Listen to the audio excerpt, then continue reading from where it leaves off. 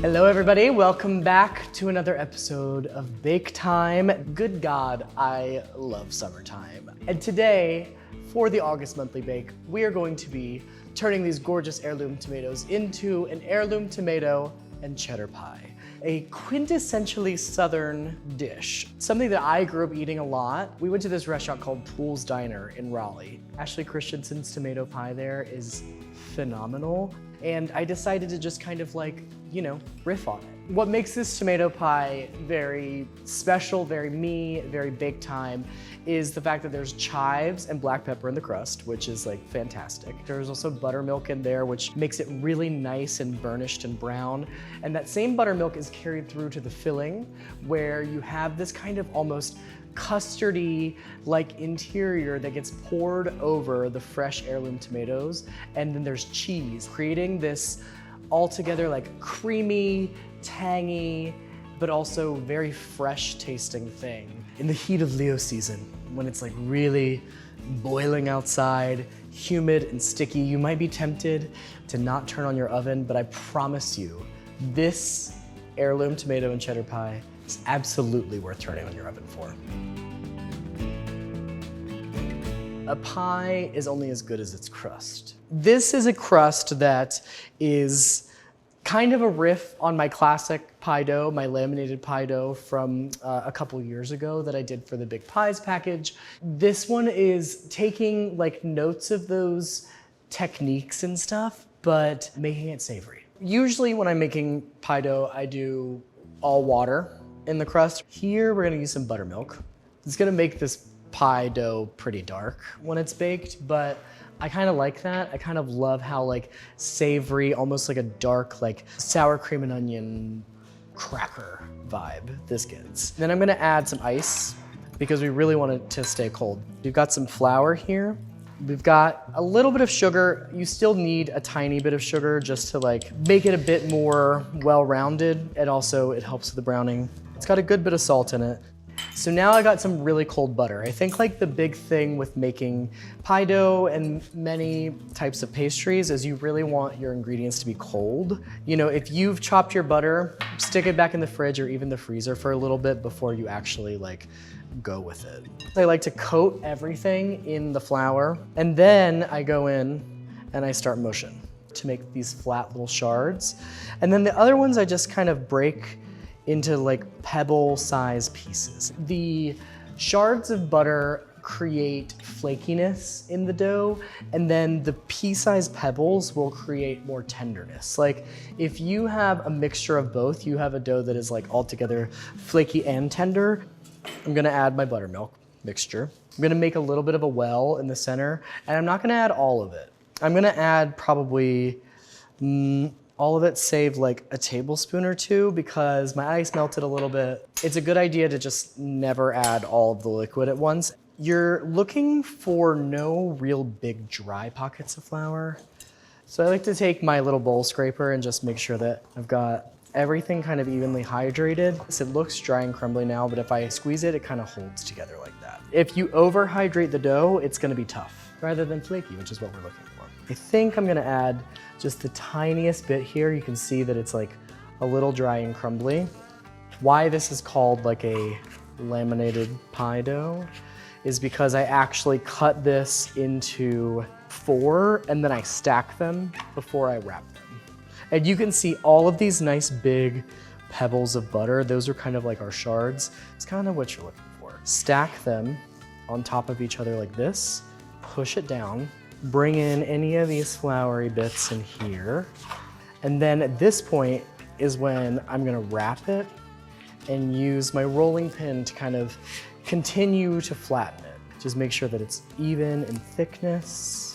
That's almost like a rough puff style of lamination. Like you're rolling dough out with butter in the middle of it and you're making a bunch of folds so that when you like see the cross section of the dough, it's like all of these like even layers of dough and butter and dough and butter. This is kind of giving us something similar so that when it bakes up, it'll like be super flaky. So I'm gonna put this just in the fridge to chill for probably at least an hour or 2. This one might need like an hour and a half, but it's looking really good so far. Good night, my angel. So we have a dough that we already set up in the fridge earlier today, so I'm just gonna go grab that so we can roll it out and get it par baked. Try to not get flour all over my new shirt. So I like to flour my work surface, flour my dough pretty well, and then flour my rolling pin. Now, if your dough has been refrigerating for a while, you probably want to go ahead and start to what's called wrapping it. And you want to do like little quarter turns throughout because you want to keep the circular shape. You see that the one that I made earlier was a little bit flatter, almost like this size, but really however circular you can get it is totally fine. And honestly, this dough's pretty soft, so it doesn't require too much. I want to just make sure that I'm keeping my surface pretty well floured, but we do want to work quickly because we want it to stay cold. Start in the center and then work my way out. Keep it moving, you know? It's not the biggest deal if it's not perfectly circular because we're trimming it, but we just want to make sure that everything is like relatively even in thickness. Put it in my pie plate, fold it in half, and drape it over like that. Be sure it's even, overhang on all sides, unfold it. And this is where I want to really press down the pie dough into the pan. And that's what's going to also help promote that browning of the crust and prevent it from slumping. This is probably a good amount of overhang. I would say that's like 1.5 inches of overhang, but this is too much overhang. So I'll just take my shears and I will cut. Taking this overhang and then you're folding it under and having it make contact with the lip that's right there. Just a little kiss on the lips, love. Just again, make sure that I'm like actually pressing it delicately, you know? You don't want to use too much force. So now that I'm like pretty even all around, now it's time to crimp. Crimping is like obviously very aesthetic, but it also serves a purpose. You're securing this dough to the pie plate. So that also is something that helps prevent slumping when you actually go to par bake your crust. But I like to take a fork and I like to do what's called docking the dough. And basically you're just going all around and you are making little vents. The vents will help the steam escape. It's gonna help the crust not only set, but brown instead of like steam. Now this is gonna take a quick trip in the freezer, probably like 10, 15. Oh. Ow. My dough is successfully chilled through in the freezer and now I'm ready to par bake it. Whoa. Oh, it's cold. All right, so now it's time to par bake. So I got my foil here and I have my pie weights. I like to use 2 pieces of foil and kind of like crisscross them a little bit. Foil's a little sharp, so I do kind of like fold the foil in a little bit just to make sure that it doesn't pierce my crust, but my crust is still pretty solid. She's well insulated. Now I'm gonna fill it with pie beans. These are just normal dried beans that we call pie beans because they've been baked. You probably would not want to eat them, but they do a great job of holding the shape of the pie. So par baking is basically pre-baking your crust so that it's very nice and well baked when it's all said and done. I love to pick up a slice of pie and have it stand, and I don't want soggy crust. No soggy bottoms here. So we're gonna start the par bake at 425 for 20 minutes. Good, yeah? I need a coffee. Now I get to dive into the produce, baby. Okay, so I'm gonna slice my tomatoes first. I've got some gorgeous heirloom tomatoes here. Oh, thank God for this knife. I'm gonna cut these tomatoes into probably like 1/4 inch slices. Lay these on a sheet tray lined with paper towel. I mean, that is like stunning. Obviously the paper towel is soaking up some of the moisture. When I have them all laid out, I'm gonna sprinkle it with salt. And the salt is going to really draw out that moisture and also kind of concentrate that tomato flavor. These are gonna hang out while I make the rest of the filling and wait for that pie crust to finish par baking. So they really have like a good probably 30 minutes at least to like really set in with that salt, draw a lot of that moisture out and season. I think my pie crust is actually at the point where I can take the pie weights out of it. So I'm gonna just pop over there and do that. Beans, nothing but beans. It's a little Into the Woods joke for all you theater kids out there. So I'm just gonna take the foil out. It's already cool. You just wanna be very careful with these edges not to tear any of this crust, which should be fine. Oh, gorgeous. Ooh, oh, it smells so good already. And you can see the par baking first step did its job. It's held its shape really nicely. So now what we wanna do is we wanna put it back in the oven to brown it. Turn the temperature down here. So I have my beautiful, gorgeous tomatoes. I can already tell that they're starting to sweat a little bit, so am I. And I'm going to now just chop up my basil and my chives to get them ready for the filling. I'm a basil fiend. I'll tell you what, a basil, tomato, chivey situation, I mean, that is like summertime, you know? So that is my basil. Now my chives, especially since we have the chives in the crust, why not have it in the pie? Now, I'm just gonna make the filling. So obviously this is I say so much.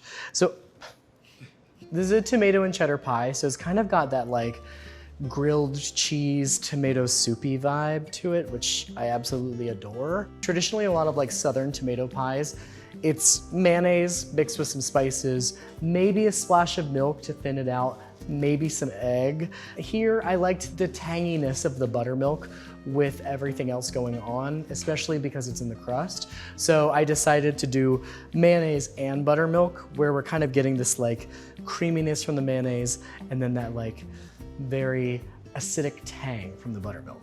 I'm gonna add a little bit of mustard. This is kind of just for flavoring. And then I've got some black pepper. And I'm just gonna add a little pinch of cayenne, 1 egg, then 1 yolk. You wanna make sure that you're just whisking out like all of the lumps from maybe the egg white that's in there, or if your buttermilk was really lumpy. You just want everything to be nice and smooth. Then I'm gonna add my herbs.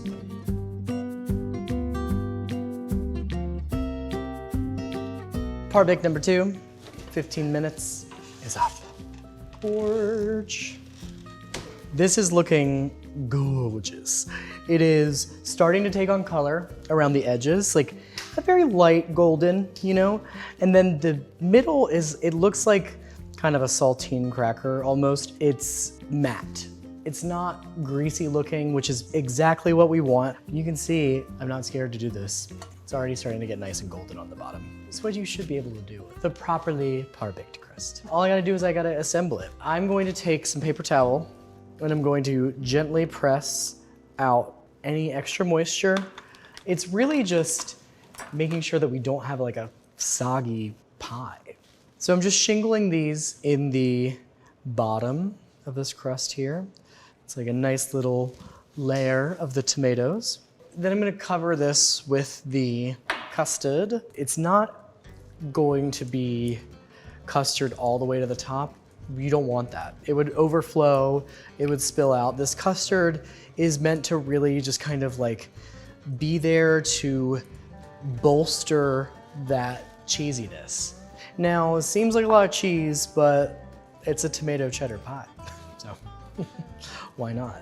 Oof. And then we're gonna shingle the rest of these. And then the rest of my cheese, I might just do little pockets here and there. I definitely wanna see all of those shingled, beautiful tomatoes, so I don't want it to be overwhelmingly cheesy on top. And when the cheese kind of like melts on that crust, oof, mama. So I'm gonna put this on another rimmed baking sheet and put it back in the oven for about an hour. Cool. All right, this is in for a nap. Oh my God, the moment of truth. It is here. I think it's time to take the pie out of the oven. Oh, it looks gorgeous. Do you hear that? Oh my goodness, it smells fantastic. Fantastic, darling. This filling is still fragile at this state. It definitely needs to continue to set up. We're just gonna let it cool before we slice into it, top it with some chives, and have ourselves a good old southern tomato pie.